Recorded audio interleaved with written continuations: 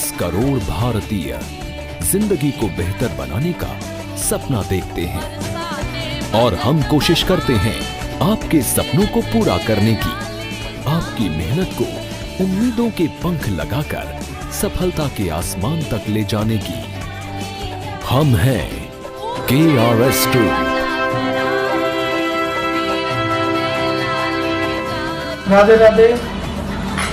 राधा रानी जी का जन्मदिन की सभी क्षेत्रवासी और देशवासियों को KRS ग्रुप की तरफ से हार्दिक हार्दिक शुभकामनाएं।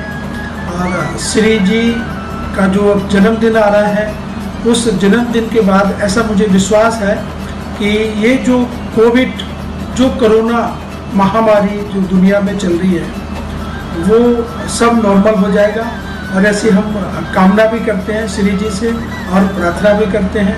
तो सभी लोगों को एक बार फिर से श्री जी करुणामयी राधा रानी जी का जन्मदिन बहुत बहुत मुबारक हो। Thank you. कोसी के हृदय स्थल पर विराजमान घंटाघर कहने को तो एक इमारत है, लेकिन ये कभी भी तेज आंधी तूफान में गिर सकता है, जिसके कारण कोई भी बड़ा हादसा घटित हो सकता है। ऐसा नहीं है कि नगरपालिका घंटाघर की जर्जर इमारत से अनभिज्ञ है, लेकिन वह सब कुछ जानते हुए भी चुप्पी साधे बैठी हुई है। घंटाघर की पृष्ठभूमि देखें तो यह कोसी कला के पूर्व चेयरमैन लाला जगदीश प्रसाद अग्रवाल ने सन 1974 में बनवाया था। 45 वर्षों बाद भी इसका निर्माण कार्य पूरा नहीं हुआ। इसके बाद एक और पूर्व चेयरमैन रोशन लाल सखिया ने जब घंटाघर का कार्य पूर्ण कराना चाहा, तो पूर्व चेयरमैन प्रतिनिधि ने इस पर स्टे लगवा दिया। इसके बाद से घंटाघर अधूरा पड़ा हुआ है, जिसके चलते इसकी इमारत धीरे धीरे जीर्ण शीर्ण होती चली जा रही है। इस इमारत के पैर झड़ कर और टूट टूट कर गिर रहे हैं तथा उनमें से लोहे की सरियाएं भी बाहर दिखाई देने लगी हैं। स्थानीय लोगों ने बताया कि अनेक बार आंधी तूफान व बारिश आने पर घंटाघर के ऊपरी हिस्से से ईंट पत्थर आदि टूटकर नीचे की ओर गिरते हैं, जिसमें कई लोग चोटिल और घायल हो चुके हैं। मैं पुराने 60 साल से रहता हूँ इस घंटाघर के नीचे।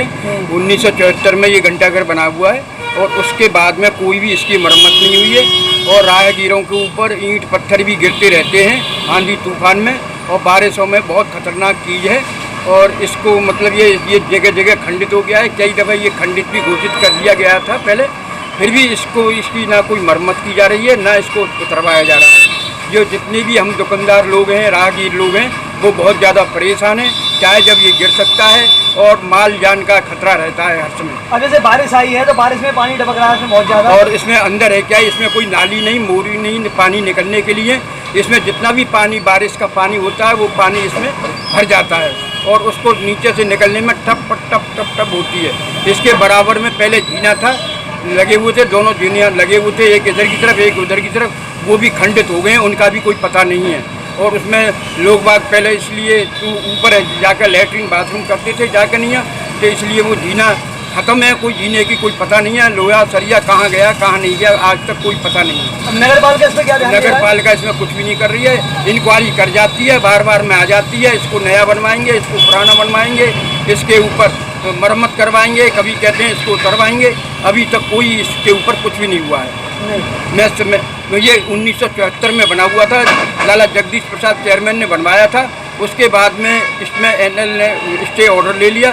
स्टे ऑर्डर के बाद में फिर ये बना नहीं है अभी तक, और ये हमारे लिए जान माल का खतरा रहता है। वहीं घंटाघर के विषय में अधिक जानकारी देते हुए एक और दुकानदार मनीष सिंघल ने बताया कि वह अनेक बार घंटाघर की जीर्ण शीर्ण अवस्था की शिकायत नगरपालिका में कर चुके हैं, लेकिन नगरपालिका मौका मुआयना करने के बाद दोबारा मुड़कर भी घंटाघर की तरफ नहीं देखती है। उन्होंने कहा कि शायद नगरपालिका को किसी बड़े हादसे का इंतजार है। वर्तमान स्थिति में जो कोसी कला के अंदर मेन जो कोसी का चौक है वो घंटाघर चौक कहलाता है, और घंटाघर चौक पर कोसी की बहुत बड़ी इमारत खड़ी है जो घंटाघर के नाम से विख्यात है। इसको बने करीब 38 वर्ष हो गए और 38 वर्ष में इसकी कंडीशन ये हो चुकी है, अगर आप कैमरा पर घुमाएंगे तो आपको पता चलेगा ये जीर्ण शीर्ण अवस्था में है। इस पे से ऊपर से जब बारिश पड़ती है तो ईंटें कमज़ोर हो जाती हैं, उनके मसाला खुल जाता है। जब बंदर वहाँ से निकलते तो ईंटें वहाँ से गिरती हैं, और टपकने के साथ जो लेंटर वो कमज़ोर हो गया तो वहाँ से मसाला भी गिरता है, यानी करीब 2-3 किलो तक के मसाले की ईंट वहाँ से ऊपर से गिरती हैं। तो इस प्रकार से कई राहगीर चोटिल भी हो चुके हैं और एक दिन बहुत बड़े हादसे के रूप में ये हमारे सामने खड़ा होगा। इसकी शिकायत मैं PWD विभाग में, नगर पालिका में, मुख्यमंत्री पोर्टल पर सब जगह कर चुका हूँ और विभाग के आदमी, वहाँ के कर्मचारी अधिकारी आकर के इसका सर्वे भी किया, लेकिन किन्हीं राजनीतिक कारणों से इसकी लीपापोती करने के लिए कुछ पैसा इश्यू कराने के कारण इसका जीर्णोद्धार नहीं हो पा रहा है। तो किस दिन बहुत बड़ा हादसा होगा और उसका जिम्मेदार शासन प्रशासन और अपना जो नगर पालिका विभाग है वो इसका जिम्मेदार है। अब जो इसमें से रात भर बारिश हुई है और फिर पानी अब टपक रहा है, तो अब क्या कंडीशन है इसकी? इसकी कंडीशन ये है कि जो इसका नीचे का लेंटर है वो कमज़ोर हो चुका है। आप देख सकते हैं, अगर वीडियो को कैमरा वहाँ पे अगर घुमाते हैं तो उसके जो नीचे का जैसे सरिया लगी हुई है, सरी जंग खा चुकी है। जो पैर है जब सरिया जंग खा चुकी होती है तो फिर प्लस्तर पकड़ते प्लस्तर गिर जाता है।